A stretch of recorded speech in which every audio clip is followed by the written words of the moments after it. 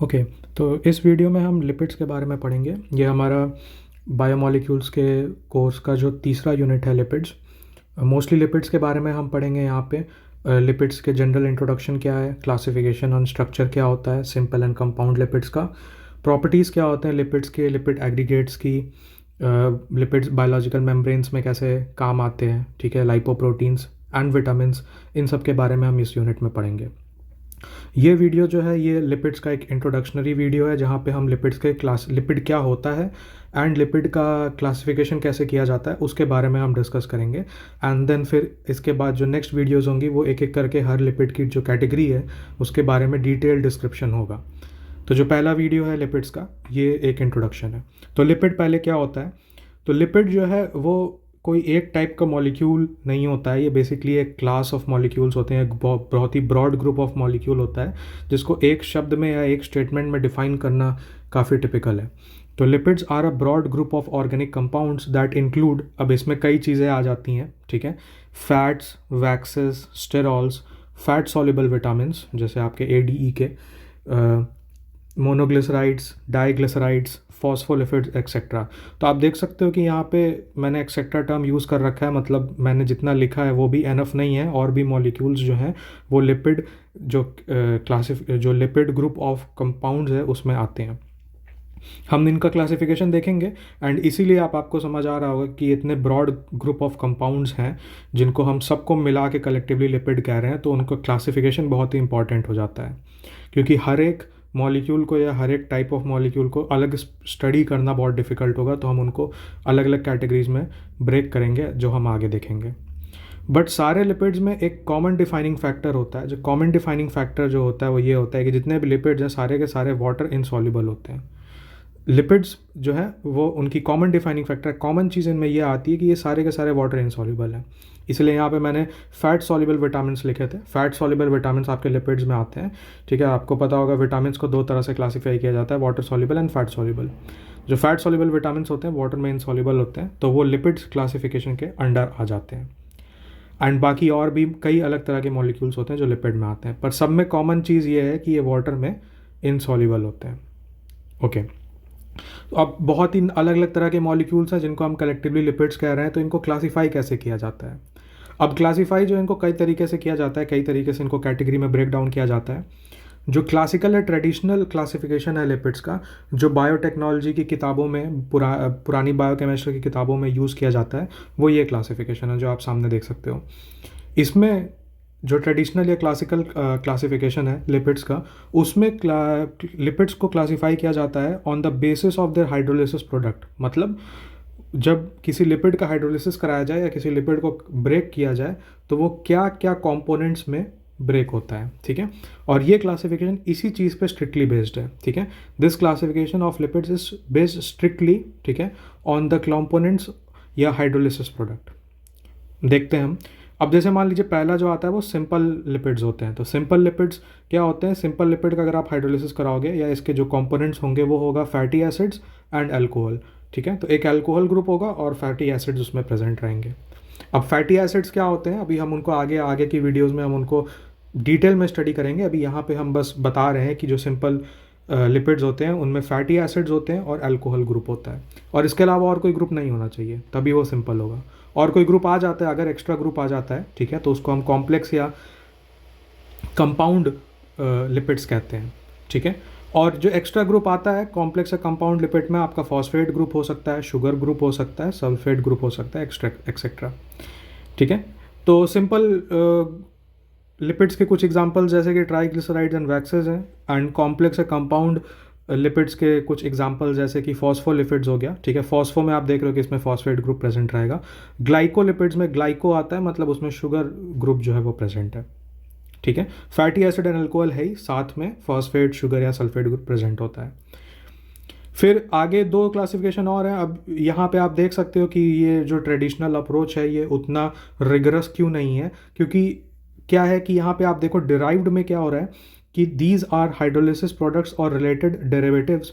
मतलब जो आपको हाइड्रोलिसिस से जो चीज़ मिल रही है उसको खुद भी एक तरह से लिपिड बोला जा सकता है, ठीक है। जैसे सिंपल लिपिड का अगर आप हाइड्रोलिसिस कराओगे तो आपको फैटी एसिड मिलेगा और अल्कोहल मिलेगा। अल्कोहल तो लिपिड नहीं है क्योंकि अल्कोहल वाटर सॉल्युबल होता है, ठीक है, बट फैटी एसिड जो है वो भी एक तरह का लिपिड है, ठीक है, तो उसको हम डिराइव्ड लिपिड कहते हैं। मतलब सिंपल या कंपाउंड लिपिड के ब्रेकडाउन पे कोई चीज़ ऐसी मिली, ठीक है, जो वाटर इनसॉल्युबल हो, लिपिड जैसा बिहेवियर दिखाए, तो उसको भी लिपिड में क्लासीफाई कर दिया जाता है, उनको डिराइव्ड लिपिड्स कहते हैं। यहाँ पे आप फैटी एसिड देख सकते हो।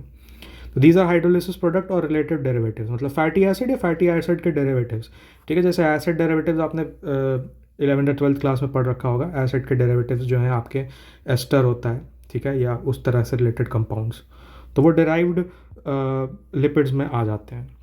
तो आप देख सकते हो कि यहाँ पे एक क्लासिफिकेशन जो है उतना रिगरस नहीं हो रहा है, इसमें पहले ही कुछ फॉल्ट्स हमें देखने को मिल रहे हैं।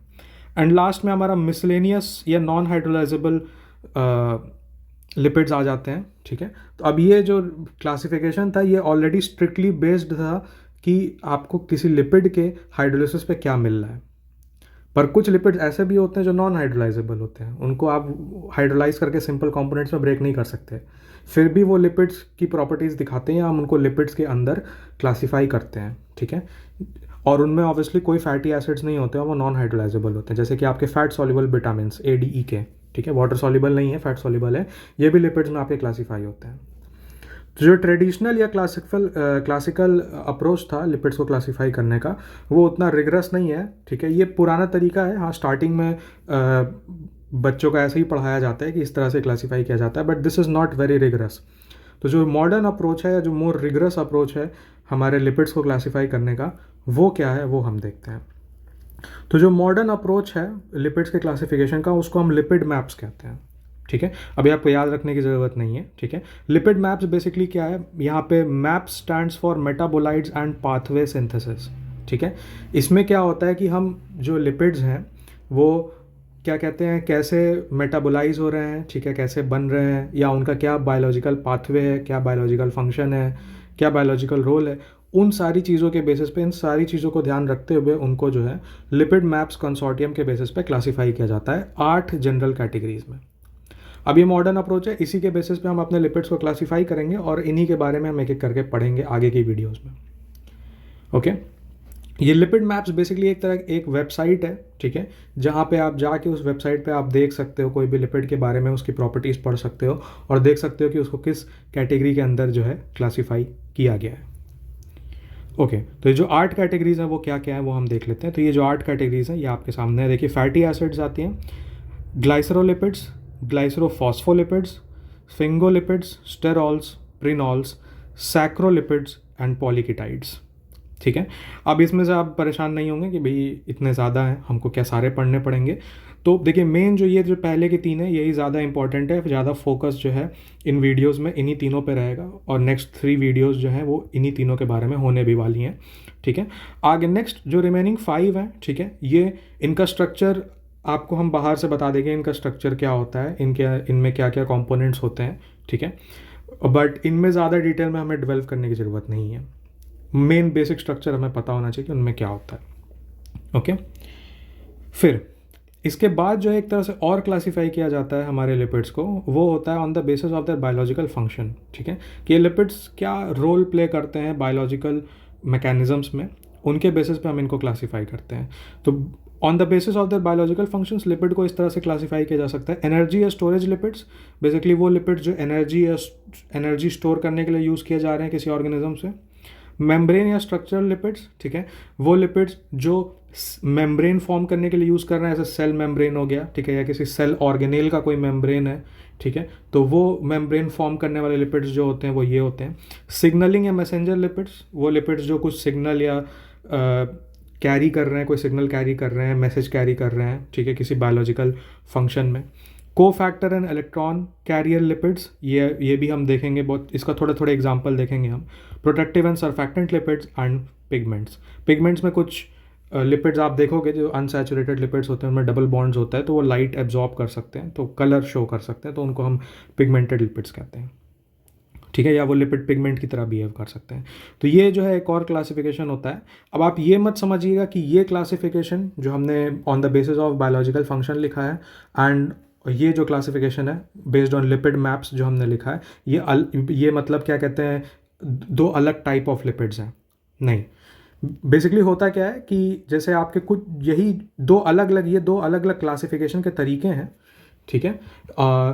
और इसमें से एक जैसे लिपिड होता है वो क्या कहते हैं आपका किसी एक फंक्शन को दिखा सकता है। जैसे कि आपका जो ग्लिसरोफॉस्फोलिपिड्स हैं, वो आपके मेम्ब्रेन या स्ट्रक्चरल लिपिड्स होते हैं, ठीक है। जो ग्लिसरोफॉस्फोलिपिड बेसिकली क्या होते हैं कि वो सेल मेम्ब्रेन क्या या स्ट्रक्चर, जो मेम्ब्रेन के स्ट्रक्चर फॉर्मेशन में यूज़ होते हैं, ठीक है। फैटी एसिड्स जैसे आपके होते हैं वो स्टोरेज लिपिड्स होते हैं, ठीक। तो बेसिकली ये एक टाइप ऑफ क्लासिफिकेशन है, ये दूसरा टाइप ऑफ क्लासिफिकेशन है। इन्हीं में से कुछ लिपिड्स जो हैं वो ये फंक्शन, इनमें से कोई एक फंक्शन जो है वो ये दिखाएंगे। तो जो हम फंक्शनैलिटी पे आएंगे तो हम बताएंगे कि कौन सा लिपिड क्या फंक्शन दिखाता है। तो ये दो अलग टाइप ऑफ क्लासिफिकेशन है, ये दो अलग टाइप ऑफ लिपिड्स नहीं है। एक लिपिड ऐसा नहीं है जो हमने लिपिड मैप पे क्लासीफाई कर रखा है और दूसरा हमने उनके फंक्शनल पे क्लासीफाई कर रखा है, ऐसा कुछ नहीं है। यही लिपिड्स को हमने पहले on the basis of the structure, उनमें क्या क्या कंपोनेंट्स प्रेजेंट है उस तरह से क्लासीफाई किया है, और फिर यही लिपिड्स जो है क्या फंक्शन दिखाते हैं उस बेसिस से हमने क्लासीफाई किया है। ओके, तो अब हमारा जो आगे की वीडियोस होंगी, हमने लिपिड मैप्स के अकॉर्डिंग हमने जो 8 कैटेगरीज यहाँ पे आपको लिख के दिखाई हैं, इन्हीं कैटेगरीज के बारे में हम एक एक करके पढ़ेंगे, तो हमें और ज़्यादा अच्छे से समझ आएगा कि ये लिपिड्स क्या होते हैं। ओके, तो इसके बाद अब नेक्स्ट वीडियो में हम देखेंगे।